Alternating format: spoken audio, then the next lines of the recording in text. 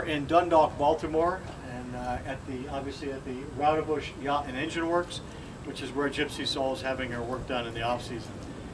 This is a single boat bay, and so obviously Gypsy Soul is right next door.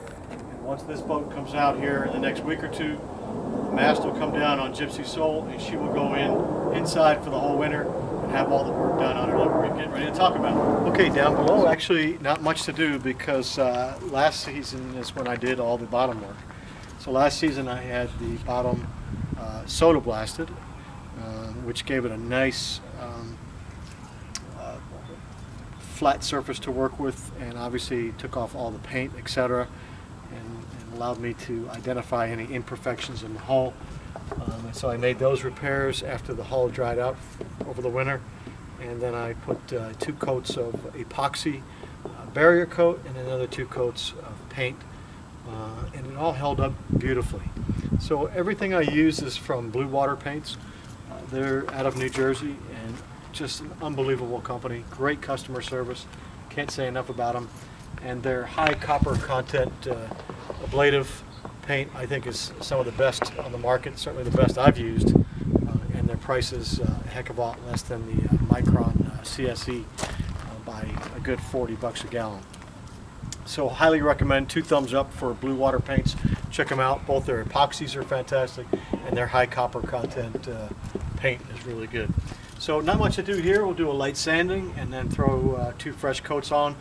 The hull will be completely wet sanded and then buffed out and waxed, and so that should bring back some life. I will not be having it painted this year. I think there's still plenty of life really in the hull. It just needs to be lightly sanded.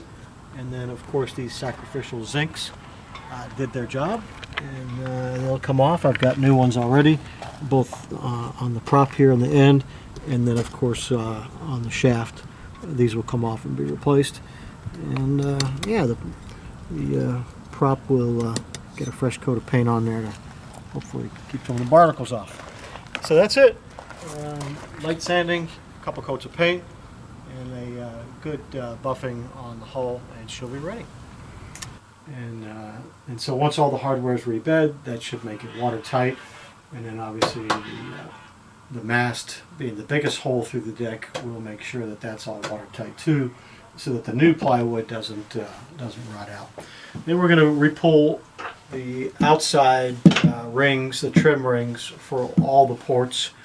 And I believe there's 1, 2, 3, 8, 9, 10, 12 ports, I believe, opening ports. And we're going to pull the trim rings on the outside of all those and make sure that they are completely watertight. Even though they were just put in last year, unfortunately the yard I was working with, I think that the crew that they had on this boat wasn't familiar with how to get these things watertight. I had a lot of issues afterwards, and you can see where some of the new wood paneling is actually has had some water intrusion. So we'll get those all watertight again too. And then up into the head, same issue here. A little bit difficult to see, it's dark, but we've stripped out all the rotted plywood here, and this will all be replaced and then made watertight.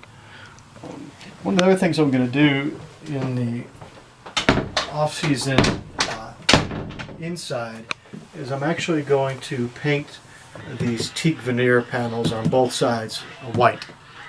Kind of a Herreshoff design. I think it'll break up nicely all the teak that's down below here. And these are actually new, about a year old, and I've had some water issues on this side, but on the port side they've been nice and watertight. But I am going to paint those white going all the way forward as well, up into the V-berth. So we'll take a walk up here into the V-berth, and actually the V-berth is good, very watertight. No problems here, and no problems with these port lights either. So we'll just basically be painting these panels here and here on both sides white, and that'll lighten things up again in here.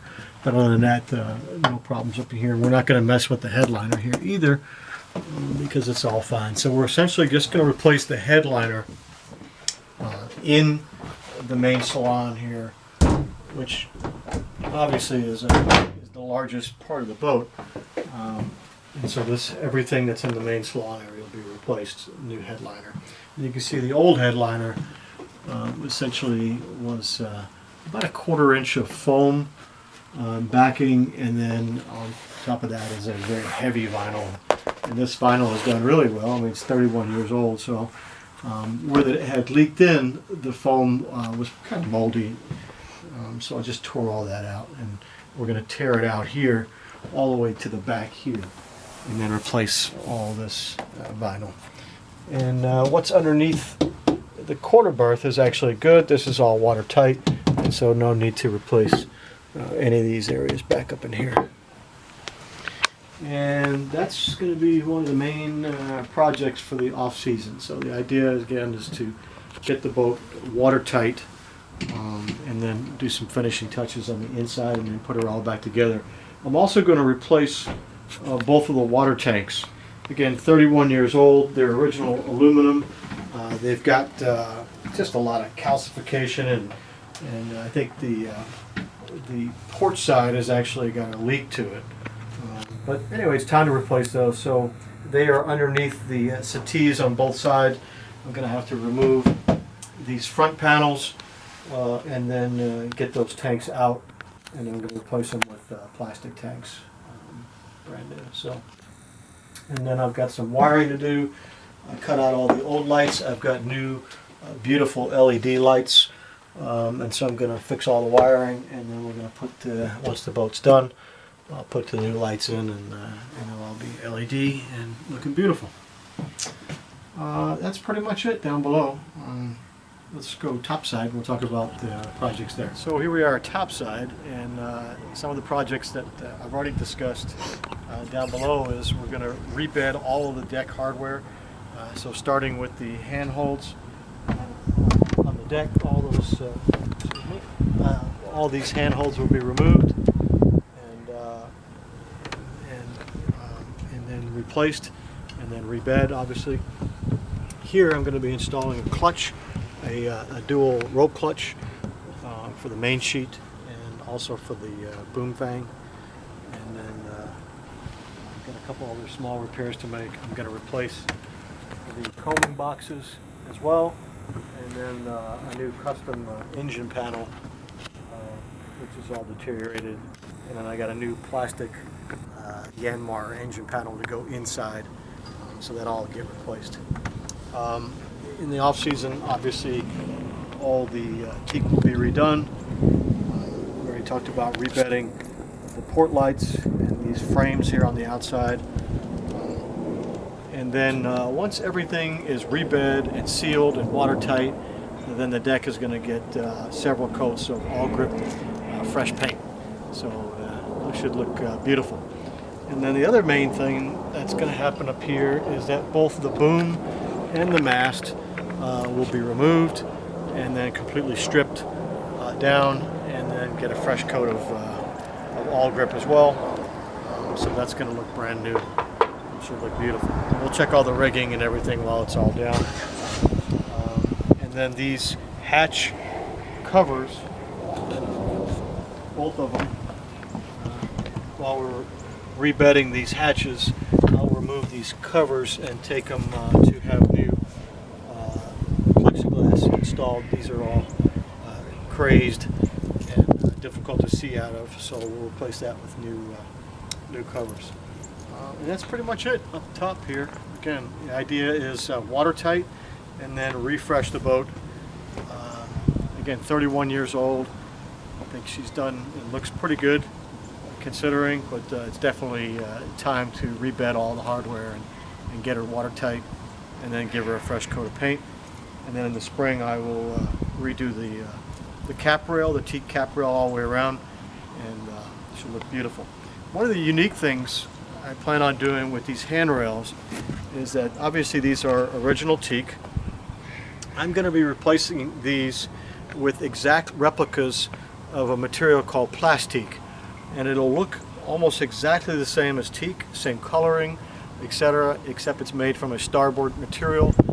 Will never require painting, it'll never rot, and it'll always look brand new.